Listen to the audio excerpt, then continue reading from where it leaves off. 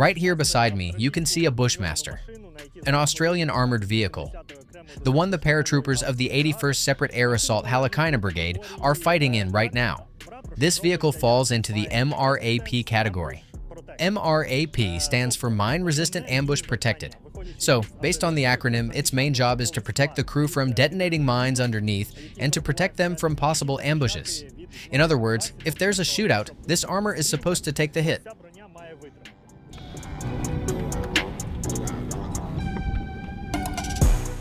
What do I see? Right-hand drive? Yeah, it's right-hand drive. Nothing complicated. Automatic gearbox, automatic tire inflation. I'd never driven right-hand drive once before, but it's fine. You get used to it, like when they teach a bear in the circus to ride a bike. You figure it out.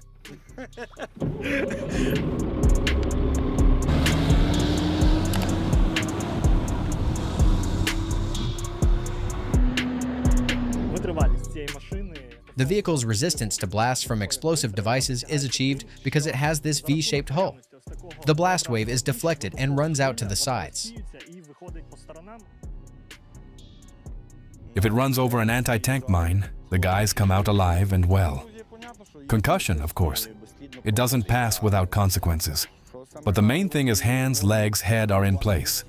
If you roll over a TMK in an APC and your boots end up God knows where, well, excuse me. That doesn't mean the vehicle only takes hits. The vehicle can also deliver fire, primarily thanks to this external combat module where the machine gun is mounted. Right here, it's an M240 in 7.62mm, but you can also fit a 12.7mm there, or even an MK19 automatic grenade launcher that fires 40mm rounds. In this vehicle, you're one of two people who operate it, and the crew, you're specifically responsible for this cool shooting thing. Yeah? I'm in charge of the machine gun, and when the crew rolls out, I'm the second in command after the driver. Like, if God forbid something happens, I swap into the driver's seat and we evacuate the point. The remote weapon module is driven into position, powered up. Joystick, monitor. The machine gun is loaded from the ammo box remotely. Everything's fine. You see the sight here so you can shoot day and night. Like in an aircraft, you move left-right, up-down. It's like a computer game. You look, you shoot. If you don't see, you don't shoot. Or if you don't see, sometimes you still shoot. That happens? And what are you shooting with? What do you have mounted here? 7.62 M240, and you manage the trigger. I mean, you do the trigger pulls, and the caliber counts. Weight is about 12 kilograms, 12.5 they say sometimes, so around 26.5 pounds to 27.6 pounds. It can be used as a shoulder-fired gun or as a mounted automatic, like you fire it from the vehicle. So if you get the urge, you pop up here, stick your head out and go. Yeah. There are times when nothing works, you jump out, grab a belt, and go. And where I asked you earlier, I said, how's the armor? You said it makes noise when it drives. Well, today we were rolling out, getting ready. We saw a flash. It hit, you know? Like a bang, that's it. Hatches closed, we held. Yeah, like ballistic stuff from the machine gun, so... Well, a little something, nothing major. That's the shrapnel stuff. And on the Bushmaster, on the sides, it's like a capsule. It kind of stops the fragments because it's... Yeah, a little messed up, but it holds. The Russians used to think the driver sat on the left, not the right, because it's an Australian vehicle. And then when they realized the driver sits on the right, they started hitting the right side more. Well, the glass holds. Support the channel with a like and subscribe. Inside the cabin, you can see 9 seats. That's where the infantry or airborne troops can ride. Visually, if you're looking at it now and thinking, damn, those look like leather seats. Must be comfy as hell. Well, yeah, in person, that's exactly right. They're surprisingly comfortable, and there are proper seatbelts here too. The floor is designed smartly as well. Aside from what we already mentioned, it's V-shaped to deflect the blast wave if the vehicle rolls over a mine, for example. And here, interestingly, it's not bare metal. I don't know if the mic picks it up, but underneath it's basically like a giant mat. A thick rubber liner, if you can call it that helps absorb and dissipate the explosive energy from below, giving the crew a better shot at surviving the blast wave. The vehicle is tall, and at first, when we saw these things, many of us, including the troops, said, "That's too high of a silhouette. It's not practical at all." But as the war proved, and real combat always tells the truth, the height actually saves lives. That elevated silhouette means the crew sits higher, above the detonation zone that forms when a mine goes off under the vehicle. And because of that, soldiers inside have a much better chance of walking away alive. Right here, you can see the hatches. They open up like this. And from here, the troops can fire their weapons while the vehicle's on the move.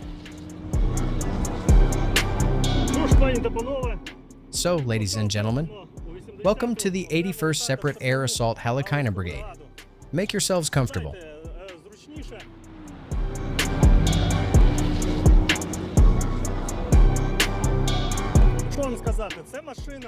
What can I say? This vehicle, I'm not going to test its full off-road capability today. I'll just drive it calmly, without rushing. Automatic transmission again. Much better than manual. Smooth ride. 2 pedals. That's it. You know, back in the day, vehicles were built by engineers. Now they're built by marketing departments. This one belongs to the engineers made it category. Built with soul. Built well. We're rolling in, smooth parking. So, big thanks to the paratroopers of the 81st Separate Air Assault Halakina Brigade for showing us the Bushmaster they're fighting in. And of course, thanks to the Australians for giving the armed forces of Ukraine vehicles like this. We'd sure love to have more of them, but still, thank you. Take care out there.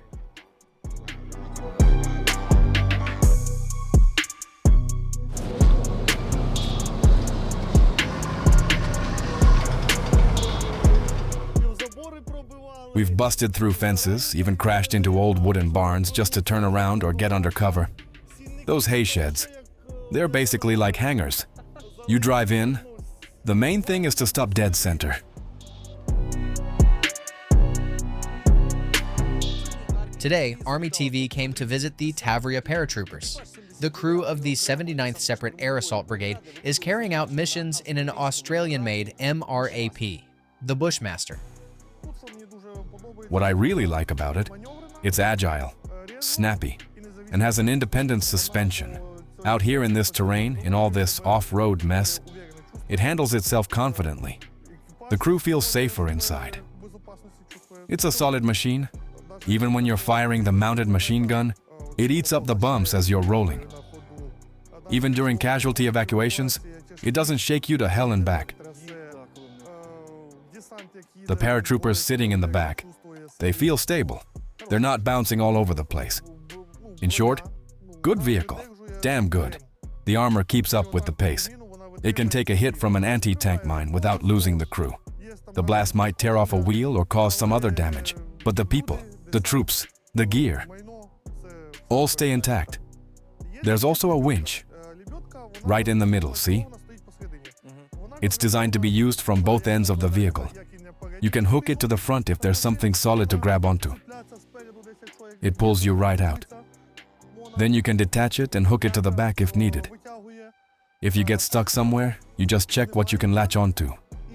Hook it up, and the Bushmaster pulls itself free. The vehicle weighs around 15 tons, approximately 33,000 pounds, and the winch is rated for 20 tons, approximately 44,000 pounds. So yeah, it hauls itself out without breaking a sweat. Have you actually had to use it? What, the winch? Hell yeah. I can't even count how many times.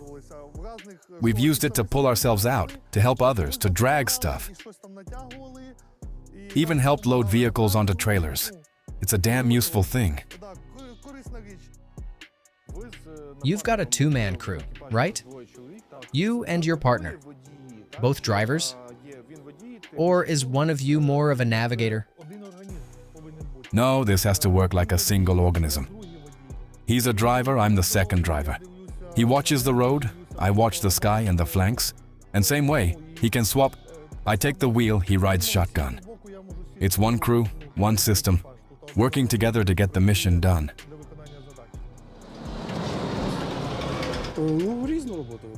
We handle all sorts of tasks. Mostly it's transporting the crew, the paratroopers. We often haul logs, so the guys can cover their positions or build fortifications. We do a lot, really. So that's troop transport and also supply runs, right? Exactly. Materials, supplies, and evac missions too. You mentioned bringing the guys building materials, like timber, logs, and such. How do you pack it all inside? Sometimes we load it so full it's up to the ceiling. You literally have to climb in through the roof hatch because you can't squeeze through here anymore. Since there's two of us drivers, one climbs in first, and we pass the logs through the hatch. Then one stays inside to close the door behind him. He locks it up and later opens it again when we arrive. Meanwhile, the guys at the position are already waiting. They know we're on the way, they know what we're bringing, and we'll be there in just a bit. And once we roll up, we start unloading fast. How many troops do you usually carry? Well, usually around 5 or 6 guys. That's the regular landing party. But sometimes, along the way, you can end up picking up 15 or 16. Happens all the time. Sometimes you roll in alone, stop for a smoke, and when you step out, boom, there's already a guy standing outside. Like, how the hell did you get here? No one even noticed if he was riding on the back step or if we scooped him up somewhere along the way. You've got a heavy machine gun up there. .50 caliber, 12.7. Cord, right? Ever had to actually use it in combat? At range, yeah. It's rare, but it happens. Usually as a distraction maneuver. Like suppressive fire? Exactly. We'd pull out beyond the village, take a tree-line position, light them up quick, and get out fast. It's a rare thing, really. You know how it is, with that gun, with the armor. Even when you pull it off, your hands are shaking after, heart's pumping, adrenaline's rushing. You fire from a fixed position? Or have you ever tried shooting on the move? No, mostly from position. We'd roll in, hide in the bushes, open up from there, and move out. If you try that on the move, you can get thrown off balance, the vehicle can shift, and you could end up hitting your own guys. It's not a remote module. You're standing there, gripping the gun yourself, it's rocking side to side, and that's a .50 caliber. It's a beast meant for long-range work. Not easy to handle, especially trying to fire on the move with a machine gun mounted on a Bushmaster.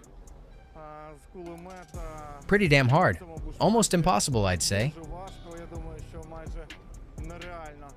Because you've got to keep yourself balanced, aim at the target, and stabilize the weapon at the same time.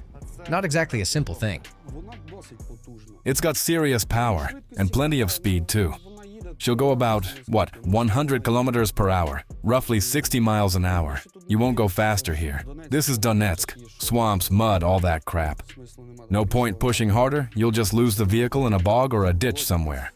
It's 15 tons of steel. You don't just control that easily. Everyone's got their own driving style. You and your buddy, your co-driver. Do you drive about the same? Nah, every driver's got his own thing. Some push it harder, some drive a bit more carefully, some are better with the vehicle's dimensions, some misjudge them now and then. There's no way everyone drives the same. Each man's got his own style. And you? Are you the type who pushes harder or the careful one? I'm the one who pushes harder. Nice. In peacetime, in civilian life, sure. You're careful, you take care of your ride. But here, you've got to understand. The slower you move, the more time they have to lock onto you. You can get targeted, a drone can catch up to you. No matter what kind of VW system you've got. So out here, you're not just protecting the vehicle. You're protecting the guys inside. Exactly. The mission's to complete the task and keep the crew alive.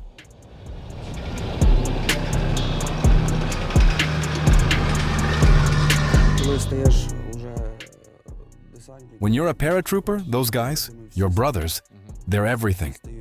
They stand beside you like one body, always got your back. Even the guys now lying in hospitals, they're still my brothers. They support me all the time. Sometimes I think, my childhood friends, more than half of them probably don't even remember I'm serving. But my brothers in arms, there's one guy, Amigo, good dude. Lost a leg, unfortunately. But we talk a lot, text, joke around. He calls me up. Yo, monkey boy, how you doing? I'm like, hey, you old fart. He laughs. What's new? How's life? I say, all good. I ask him how the prosthetic's holding up. Like, want me to send you some WD-40? Not squeaking yet? And that's it. Our usual banter kicks in.